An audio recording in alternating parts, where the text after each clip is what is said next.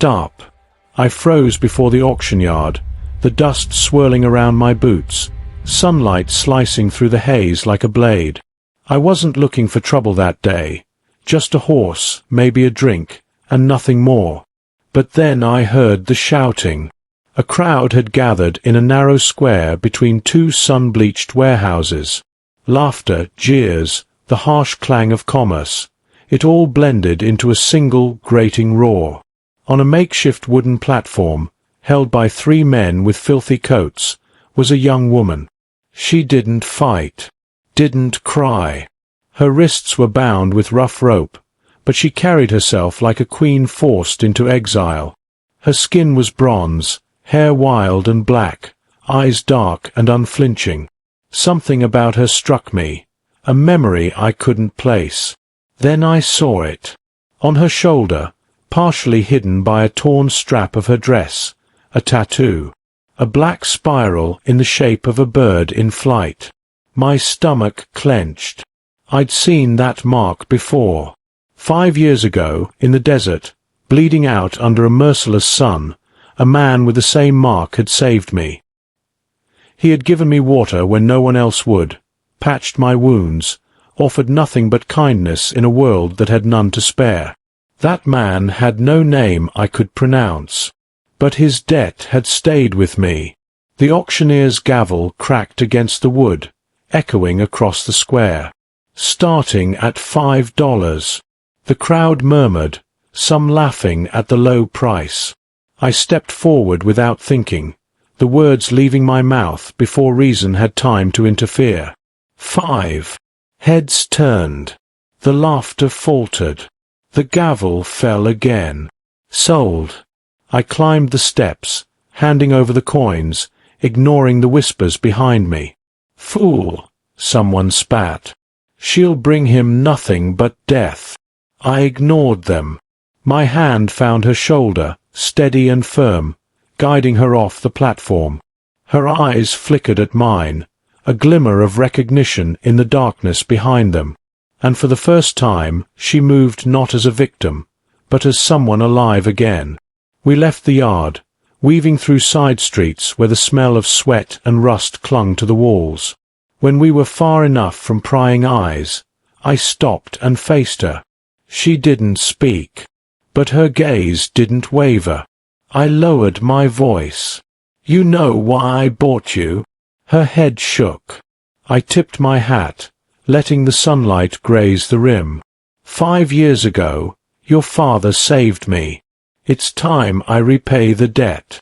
Her lips parted, voice dry but steady. You remember him? I do, I said. And though I had no idea what hell awaited us, one thing was certain. I hadn't just bought her freedom. I'd bought myself a fight. We rode in silence, the city fading behind us like smoke in the morning light. Her hands gripped the saddle, tense but steady. Every so often, I felt her shift slightly, as if testing whether I would falter. The streets had eyes, and we were being watched, but the desert beyond promised freedom, or at least the illusion of it. I remembered the desert from that day 5 years ago. The sun had baked the earth, turning every grain of sand into a reminder of mortality. And now, that same desert stretched before me again, wide and merciless. But this time, I wasn't alone. She was there, quiet, fierce, a shadow at my back. Eventually, she spoke, voice low and measured. They'll come for me, she said. The words were more statement than question. I didn't argue. I knew the type. Men with guns, with teeth bared for profit, who thought nothing of dragging a girl from her home. The fear in her tone didn't surprise me. What surprised me was the calm determination beneath it. She wasn't broken. Not yet. By mid-morning, the dust road led us into harsher terrain, rocks jagged beneath our horses' hooves, cliffs rising like sentinels against the horizon. We slowed, watching the trails behind us. Signs were subtle, a snapped branch here, faint hoof prints there. She pointed them out, her dark eyes sharp as a hawk's. Her life had been a map, and she knew every turn. I kept my hand on my rifle, silent but ready. The lessons of my past didn't allow for mistakes. Outlaws were patient predators, and patience was a weapon I'd learned to respect. But even as we rode, a part of me wondered, was this just the beginning of another debt, one I couldn't yet see? The desert swallowed the city entirely, leaving only wind, sand, and a horizon that promised both reckoning and redemption. And I knew, as her shadow pressed against mine, that the path ahead would demand more than courage. It would demand vengeance. By late afternoon, the desert had begun to change. Rocky outcrops replaced endless sand, and the sun dipped low, casting long shadows that twisted like claws across the terrain. I glanced back. Nothing. Just the wind, carrying the faint hiss of distant vultures. But I knew better. Outlaws didn't need to show themselves to be dangerous. Every shadow could conceal a gun barrel, every rustle of sand a trap. She spoke then, quietly, as if speaking aloud might summon ghosts. "My sisters," she said. "They didn't escape." Her hands tightened on the saddle, knuckles white beneath the calluses of a hard life. I felt my jaw set. I didn't need her to say more. I'd seen the kind of men who took girls like her. We were running out of time, and the only way forward was through them, not around. The tracks we followed led to a small wash, a faint trail that wound between jagged rocks. She stopped, sliding off the horse to examine the ground. "They're moving fast, but careless," she murmured. Her fingers traced impressions in the dirt, shallow hoof prints, broken twigs, a scrap of cloth snagged on a bush. Signs anyone else would have missed. She knew these lands like the back of her hand, and I realized then that I wasn't just rescuing her. I was riding beside a survivor, a warrior molded by grief and fury. The sun touched the horizon, bleeding gold across the desert. Somewhere ahead, her sisters waited, chained in the hands of men too confident in their cruelty. My grip tightened on the reins, on the rifle across my lap. We had one chance. One night to catch them before the trail grew cold. And as the wind cut across my face, I felt the weight of debt and vengeance pressing together, a force as relentless as the desert itself. We rode on, silence between us carrying more than words ever could, each mile bringing us closer to confrontation, and to the reckoning that none of us could escape. Night fell like a velvet curtain over the desert, and the moon carved silver paths across the jagged rocks. We made camp by a dry creek bed, the earth hard beneath our knees. The horses grazed quietly, shadows draped over them like ghosts. I offered her water and jerky, simple rations, but she accepted without a word, her dark eyes scanning the horizon as if the desert itself might betray us. Her voice broke the silence at last. "Devil's Cut," she whispered, pointing toward a distant canyon. "That's where they'll take them. The stolen, the lost, everything they seize." The canyon's silhouette looked like a scar across the earth, jagged and merciless. I nodded. The path ahead would be treacherous, but retreat was no longer an option. Not for her, not for her sisters, and certainly not for the debt that had brought me here. We rode hard at first light, the desert sun already climbing, painting everything in sharp contrasts. Her knowledge guided us, each hoof-beat and bend in the trail revealing more about the outlaw's recklessness. Pieces of cloth snagged on bushes, faint hoof-prints, and ashes from discarded fires, all markers that let us inch closer without being seen. As we rode, I realized she was more than her father's daughter. She was strategy and instinct, quiet fury wrapped in a human frame. And I, despite my years and scars, felt like a student once again, learning, watching, following her lead. The desert stretched endless before us, but for the first time in a long while, I felt purpose. Vengeance and repayment intertwined, driving us forward.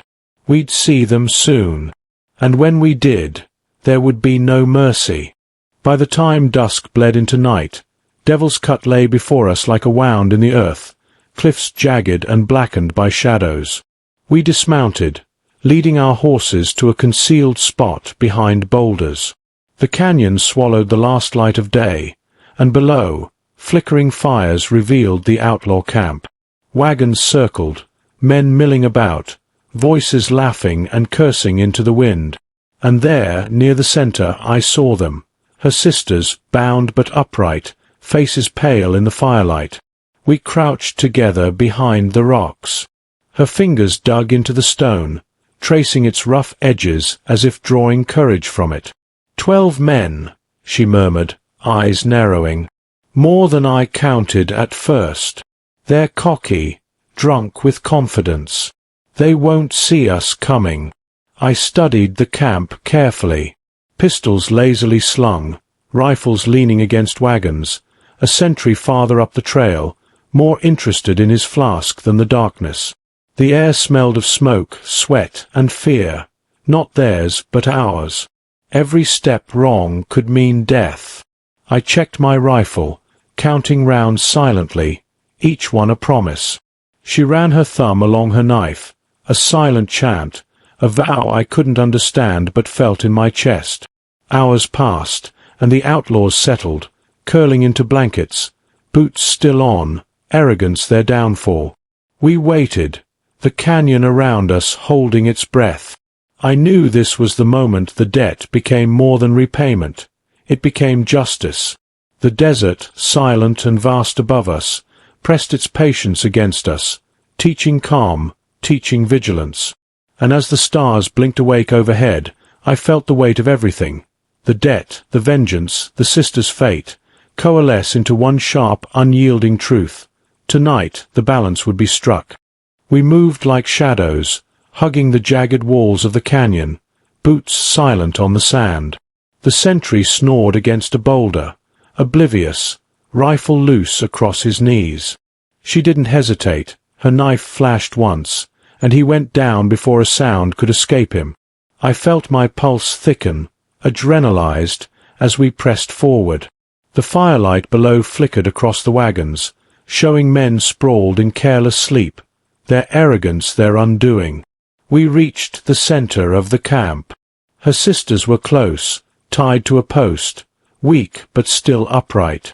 Kiona's eyes snapped open at the first flicker of movement, recognition dawning. Misu whimpered quietly, but Anokei hushed her with a touch, precise and commanding. I followed her lead, every nerve taut, rifle ready. One wrong move, and all would be lost. Then it happened. A bottle rolled across the stones, clinking. A man stirred. I caught him as he tried to sit up, knife ready. A heartbeat later, he crumpled to the dust, silent. But the sound had drawn attention. Another man woke, then another, and the camp erupted into chaos. I fired first, the rifle cracking through the night, each shot purposeful, each fall a heartbeat bought for the sisters. She moved like a storm, knife striking, twisting, keeping the path clear. We were outnumbered, but the canyon worked in our favor. Narrow, unforgiving, with no room for them to maneuver. The first wave of men fell, scrambling, confused, trapped by terrain and precision. We pressed on, moving with deadly intent. Every step, every strike, was a promise fulfilled. The debt, the vengeance, the survival of 3 lives that had been stolen from this world. And as chaos reigned below, I realized we were no longer just rescuers. We were executioners in the name of justice, carved from desert shadows and blood. The canyon echoed with shouts and gunfire as we scrambled up the narrow trail, sisters clinging to each other, Anokei's knife glinting in the firelight. My rifle barked over my shoulder, each shot a heartbeat against the chaos. Rocks tumbled beneath our boots, dust spiraling like smoke, and I felt the weight of every second. Behind us, the remaining outlaws cursed and scrambled, their confidence shattered. Misu stumbled over a jagged stone, but Anokei caught her before she fell. Kiona's eyes, wide with fear and relief, never left her older sister. I pressed forward, firing as I went, each man who tried to climb the slope meeting the hard edge of my rifle or the desert floor. The terrain gave us advantage. Narrow trails and loose gravel slowed them, turned numbers into weakness. We reached a ledge where the horses waited, restless but unharmed. I hauled Misu onto my saddle first, then Kiona, keeping a protective hand over them. Anokei moved last, her eyes burning with a mixture of fury and focus. As we mounted, the first bullets kicked up dust at our heels.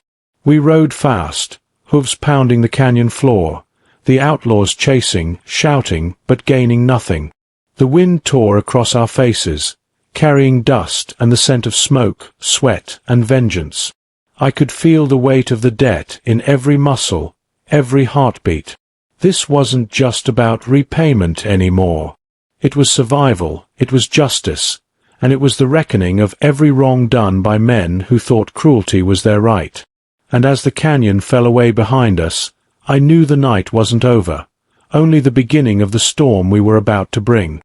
We didn't stop until the canyon walls were far behind us, replaced by the open, merciless expanse of the desert.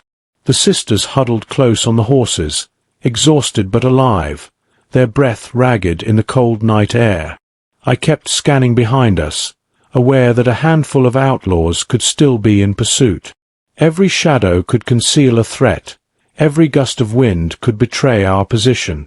Anokei didn't speak, but her eyes never left the horizon. I knew she was planning, calculating the best way to finish what we started.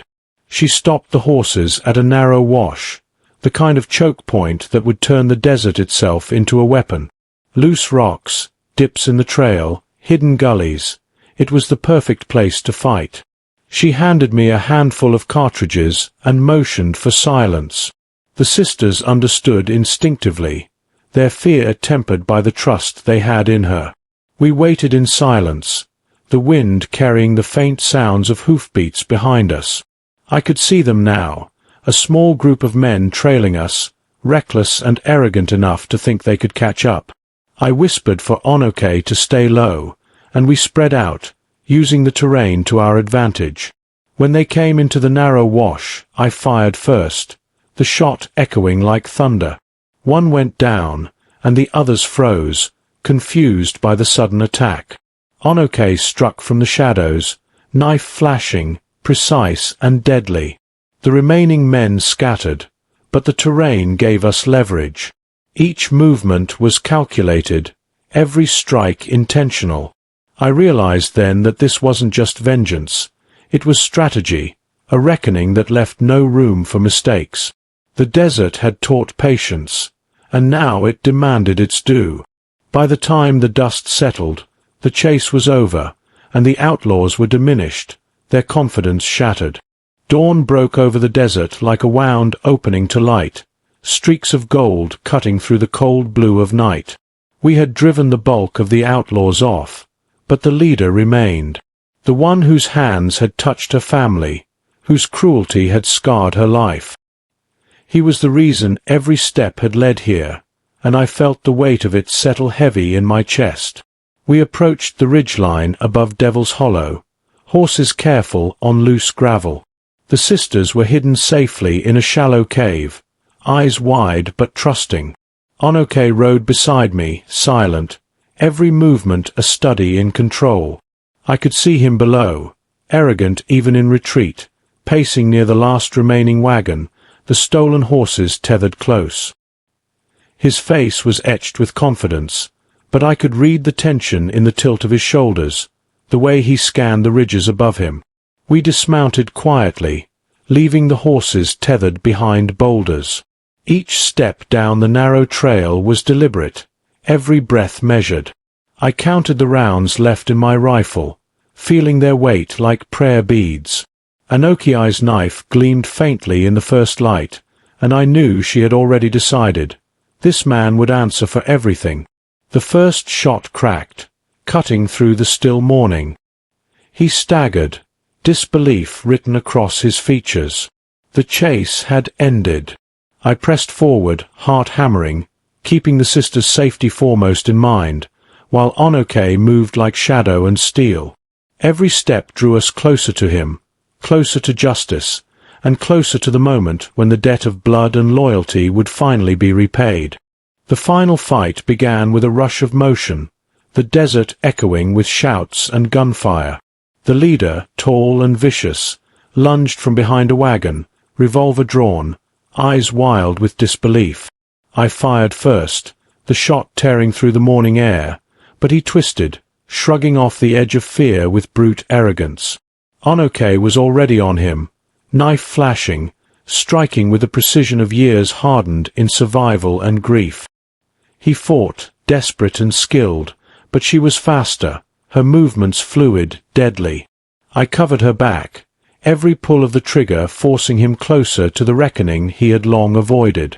The sisters watched from the ridge, wide-eyed and tense, knowing this moment would define the lives they still had a chance to lead. Bullets kicked up dust as the remaining men tried to intervene, but terrain and training favored us. Every shot we took, every strike she made, was measured, deliberate. The leader staggered, surprise and fear finally cracking the mask of arrogance he had worn. In a final, swift movement, Anokei's knife found its mark. He crumpled to the desert floor, silence falling heavy across the hollow. We stood amidst the stillness, dust settling around us. The sisters ran forward, arms wrapping around Anokei in relief, gratitude shining in their eyes. I felt the weight lift slightly, the debt fulfilled, vengeance claimed, and justice served. But even in that moment, I knew the desert would remember this day, the blood, the courage, and the debts honored under its ruthless sun. By the time the sun rose high over the desert, the hollow was silent except for the soft snorts of horses and the wind moving through jagged rocks. The outlaws were gone, their threat ended, scattered, or buried by justice. We mounted slowly, the sisters safe between us, their faces pale but relieved, eyes wide with a mix of fear and newfound hope. Anokei rode beside me, silent but resolute, every muscle taut yet finally eased from the tension of battle. The journey back to their village was quiet, the desert stretching endless around us, vast and empty. Kiona and Misu clung close to their older sister, trusting her entirely, and I felt the weight of the debt I had carried lift slightly with every mile. This was more than repayment. It was closure, a promise fulfilled to a man who had saved me long ago, now extended to his daughters. When the valley opened before us, green and alive in contrast to the harsh desert, smoke curling lazily from low huts, I realized the journey had changed us all. The sisters ran ahead, embraced by their people, their grief finally giving way to relief. Anokei turned briefly, her eyes meeting mine, a quiet understanding passing between us. Words were unnecessary. The debt was paid, justice done, and the past reconciled with the present. I tipped my hat and walked away from the village, the wind catching the feather in her hair still dancing behind her. The desert lay open before me, endless, but not lonely. Some debts, I thought, are worth every drop of blood, every risk taken. And as I rode westward, shadows long beneath the rising sun, I knew this story would fade into the sands, but the promise, the debt, and the courage would remain, carried across the wild like a whispered truth. Honor is measured not in words, but in action.